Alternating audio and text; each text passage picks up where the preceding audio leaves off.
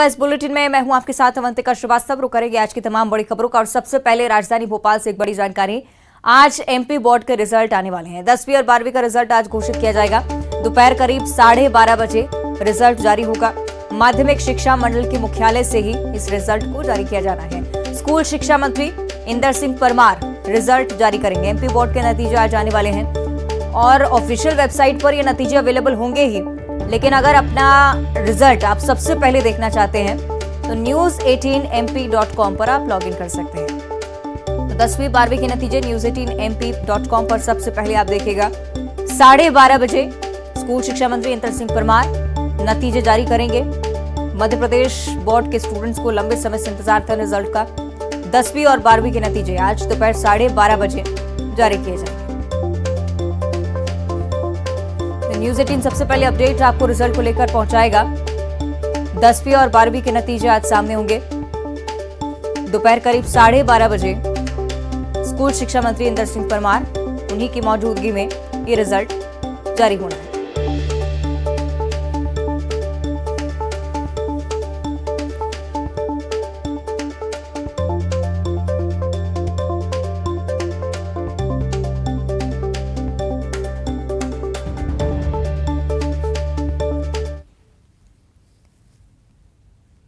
और अब बीजापुर से अगली बड़ी खबर, जहां नक्सलियों के मंसूबों पर सुरक्षा बलों ने एक बार फिर से पानी फेरा है।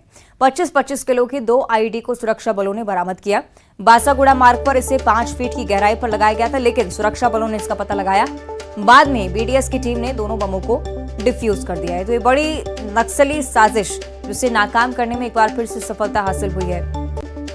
हमारे सुरक्षा बलों को 2 आईईडी मिले 25-25 किलो के, जिन्हें मौके पर डिफ्यूज किया गया।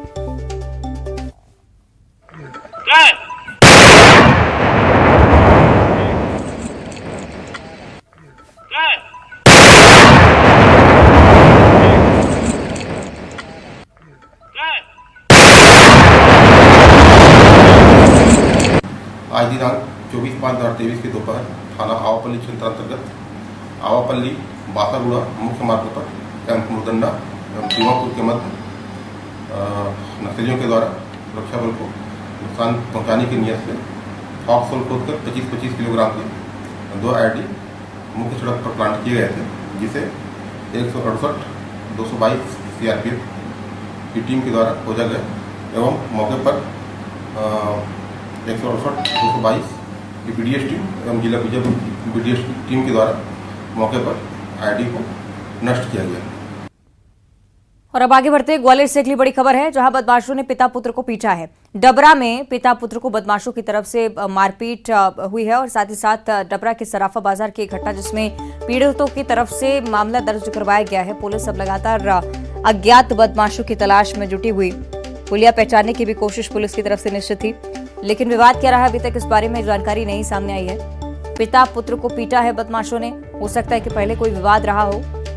हालांकि क्या वजह है इस पूरी घटना के पीछे अभी तक इस बारे में खुलासा नहीं हो पाया। ये मौके की तस्वीरें आप देखिए, साफ तौर पर नजर आते हैं बदमाश मारपीट करते हुए। आसपास राहगीर मौजूद थे जिन्होंने कैमरे में इस वीडियो को कैद किया। बेरहमी से बेल्ट से मारपीट की जा रही है। पिता पुत्र से बेरहमी से मारपीट की गई और इसके बाद पीड़ित पक्ष की तरफ से मामला दर्ज करवाया गया है। आपसी विवाद हो सकता है, हालांकि पुलिस तफ्तीश में लगातार जुटी हुई है और इन्हीं तस्वीरों के आधार पर इन बदमाशों की तलाश भी लगातार जारी है। ये तस्वीरें आपकी टीवी स्क्रीन पर। कुछ बदमाश यहां पर पहुंचे, पिता पुत्र के साथ बेरहमी से मारपीट करते हैं, बेल्ट से मारा जा रहा है। तस्वीरों के जरिए साफ होती हैं ये परिस्थितियां। हालांकि इन्हीं के आधार पर पुलिस आगे जांच कर रही है। साथ ही साथ शिकायती पक्ष से भी लगातार ये जानकारी जुटाने की कोशिश कि आखिर विवाद क्या रहा, पहले क्या बदमाशों से मिल चुके हैं या पहले कोई विवाद रह चुका है। इसे लेकर भी पुलिस लगातार तफ्तीश करती हुई। ये वीडियो ग्वालियर से सामने आई है। कानून व्यवस्था पर भी सवाल, क्योंकि दिन दहाड़े इस तरह से मारपीट की गई।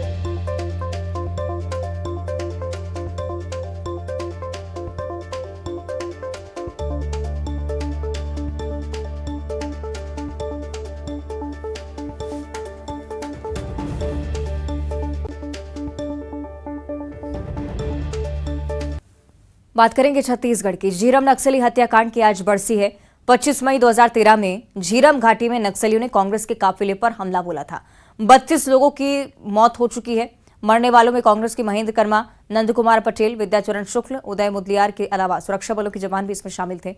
छत्तीसगढ़ कांग्रेस के टॉप लीडर्स सुकमा में परिवर्तन रैली खत्म कर जगदलपुर की ओर जा रहे थे। शहीद नेताओं को आज मुख्यमंत्री भूपेश बघेल श्रद्धांजलि देंगे।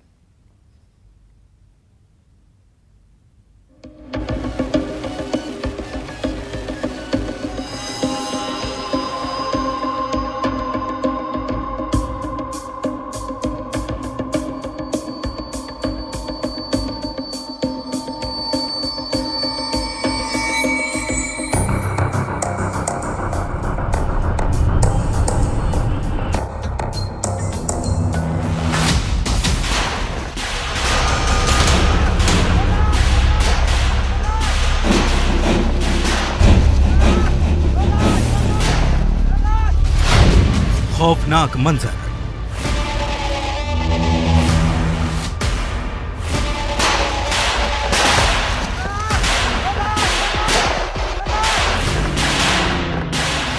थर्रा देने वाली खून से सनी वो दास्तान।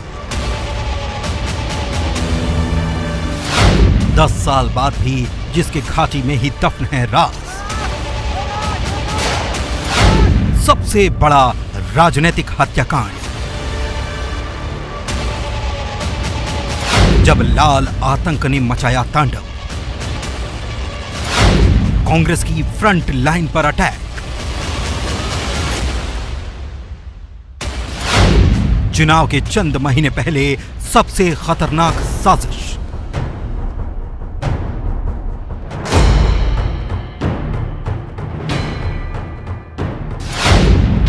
दस साल बाद ग्राउंड जीरो पर न्यूज 18।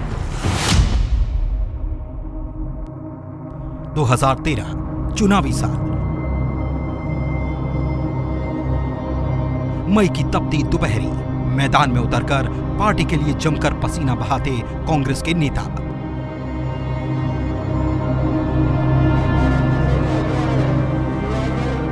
बस्तर का दौरा कर रहे थे। चुनावी रण सज चुका था। माहौल तैयार हो रहा था। लेकिन इनमें से किसी को नहीं पता था तांडव होने वाला है।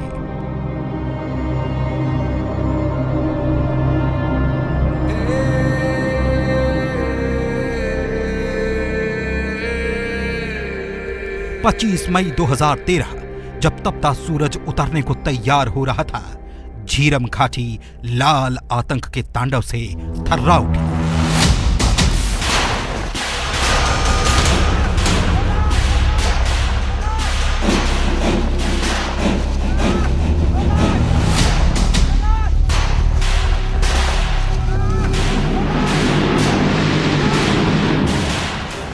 गोलियों की आवाज, बम धमाकों ने बता दिया माओवादियों ने हमला बोल दिया।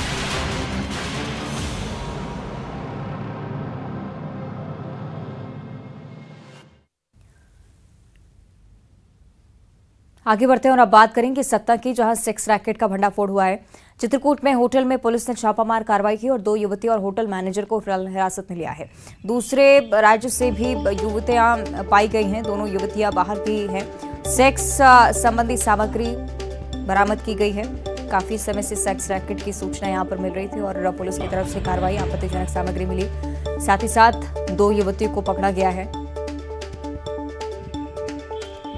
मैनेजर को भी यहां से हिरासत में लिया गया है। आगे की कार्रवाई में लगातार पुलिस जुटी हुई। छापामार कार्रवाई पुलिस की तरफ से लगातार चल रही है। जैसे ही मुखबिर के जरिए इस बारे में सूचित किया जाता है पुलिस को, फौरन पुलिस मौके पर पहुंचकर कार्रवाई करती है। सतना से पहले भी इस तरह के मामले सामने आ चुके हैं, यानी कि पुलिस की तरफ से लगातार सख्ती बरती जा रही है। खबर अब बड़वानी से, जहां की अंजड़ नगर परिषद के पूर्व पार्षद की पिटाई का वीडियो सामने आया है। तस्वीरें आपको दिखाएंगे जिसमें 2 महिलाएं एक युवक को चप्पल और पाइप और थप्पड़ से जड़ती हुई नजर आती हैं। तस्वीरें आप देखिए। बताया जा रहा है कि मामूली विवाद था और इसी के चलते मारपीट हुई। हालांकि दोनों पक्षों की ओर से थानों में कोई शिकायत दर्ज नहीं करवाई गई है, लेकिन ये तस्वीरें जरूर सामने आई हैं जिसमें महिलाएं मारपीट करती हुई इस युवक के साथ नजर आती हैं। तो पूर्व पार्षद की पिटाई हुई है, ये तस्वीरें आप देखिए।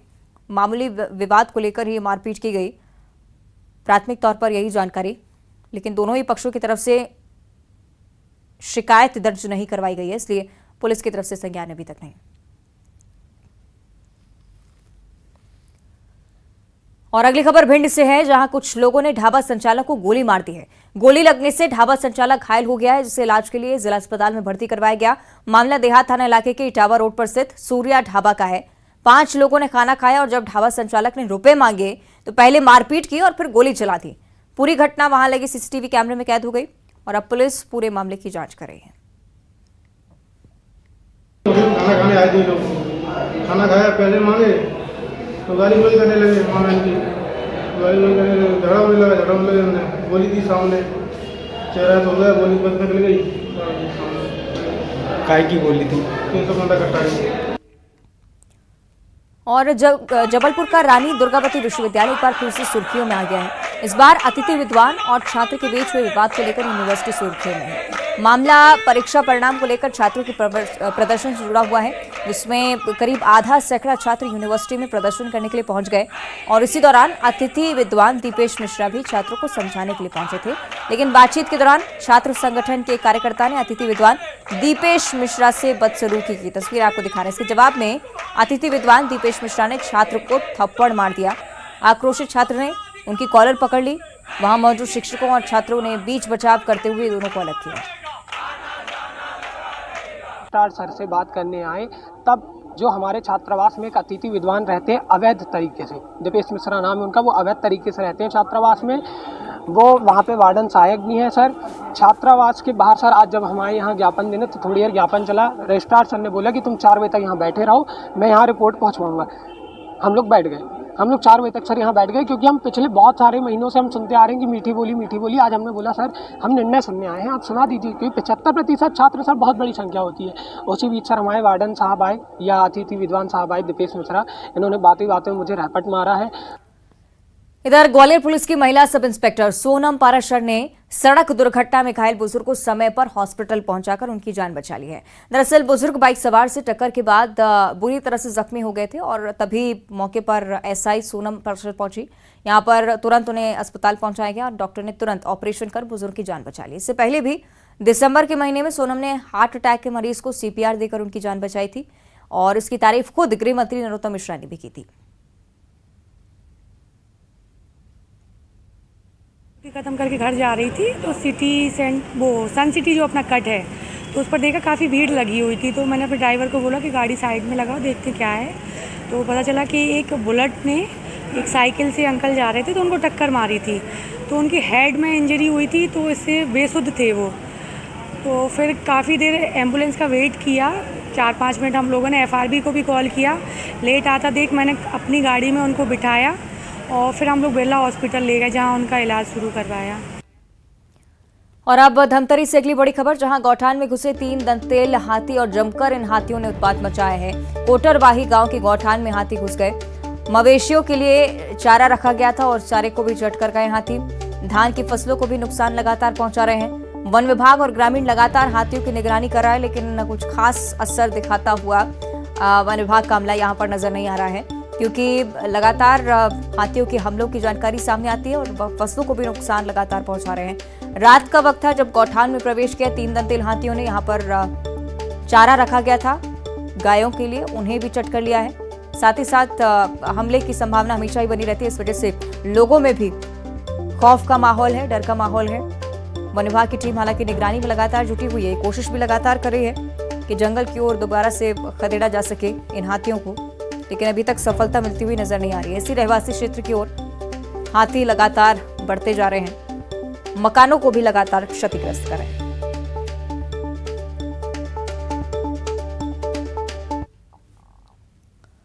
और अब पेंड्रा से अगली बड़ी खबर, जहां सड़क किनारे भालू देखा गया है। गांव की ओर जाने की कोशिश भालू करा था। मरवाही के माड़ा कोट की पूरी घटना है। पेंड्रा से एक बार फिर से इसी तरह की जानकारी। भालू की आमद लगातार इस क्षेत्र में देखी जाती है। एक बार फिर से यहां भालू के पहुंचने से लोगों में डर का माहौल है। ये तस्वीरें आप देखिए, रहवासी क्षेत्र की ओर, गांव की ओर ये भालू बढ़ रहा था और उसी दौरान ये वीडियो बनाया गया है। अंधेरा होने की वजह से ठीक तरह से दिख भी नहीं पा रहा है हालांकि तस्वीरों में, लेकिन ये वही क्षेत्र है जहां पर लगातार भालू की आमद देखने को मिलती है। गांव की ओर जाने की कोशिश लगातार कर रहा था, क्योंकि भोजन की तलाश में अक्सर वन्यजीव रहवासी क्षेत्रों की ओर रुख करते हैं। मरवाही के माड़ा कोट की पूरी घटना है। वन विभाग को सूचित किया गया है, लगातार निगरानी बनाए हुए।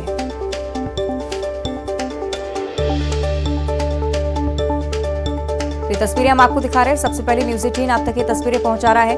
पेंड्रा की ये पूरी घटना, जिसमें राहगीर ने भालू को देखा। हालांकि भालू के हमले की आशंका भी लगातार बनी रहती है, इस वजह से लोगों में काफी डर है इसे लेकर। पेंड्रा का ये क्षेत्र जहां पर अक्सर भालू देखे जाते हैं।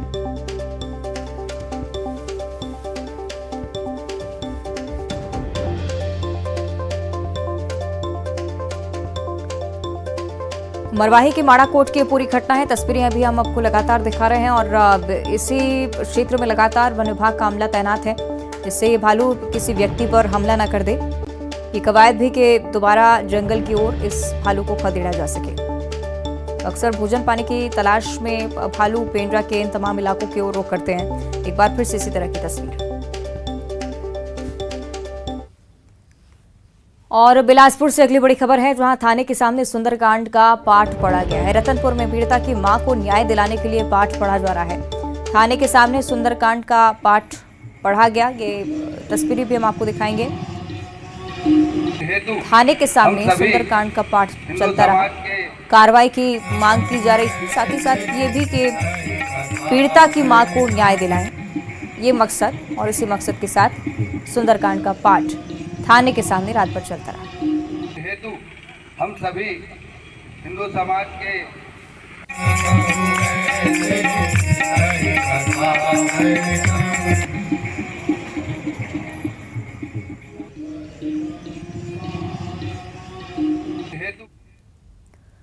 और अब रायपुर से अगली बड़ी खबर, जहां एनएसयूआई का विरोध प्रदर्शन आज देखने को मिलेगा। रेलवे स्टेशन पर हनुमान चालीसा पाठ करने का प्लान एनएसयूआई की तरफ से, और इसी तरह से विरोध प्रदर्शन इसी रणनीति के साथ आगे बढ़ेगा।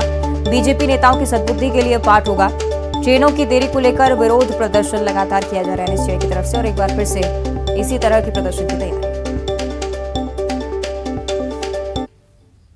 और अब दुर्ग से अगली बड़ी खबर है, जहां निजी अस्पतालों की मनमानी पर अब रोक लगने वाली है। प्राइवेट हॉस्पिटल पर अब सख्त और खास नजर रखी जाएगी। कलेक्टर के निर्देश पर 41 सदस्यीय टीम का गठन हो चुका है। 4 आयुक्त कलेक्टर, 2 डिप्टी कलेक्टर, 5 तहसीलदार, 9 नायब तहसीलदार टीम में शामिल किए गए हैं। लापरवाही मिलने पर फौरन सख्त कार्रवाई होगी, इस बात का भी भरोसा है, क्योंकि अक्सर मनमानी कीमत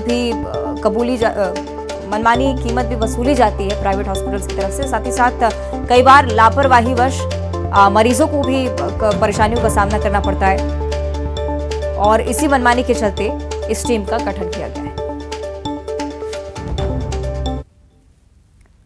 इधर बुरहानपुर में कांग्रेस के सम्मेलन में अजब नजारा देखने को मिला। यहां पार्टी के एक नेता को दिग्विजय सिंह ने मंच से नीचे उतार दिया, और उस नेता ने इस पर नाराजगी भी जाहिर की। क्या कुछ हुआ मौके पर, देखिए।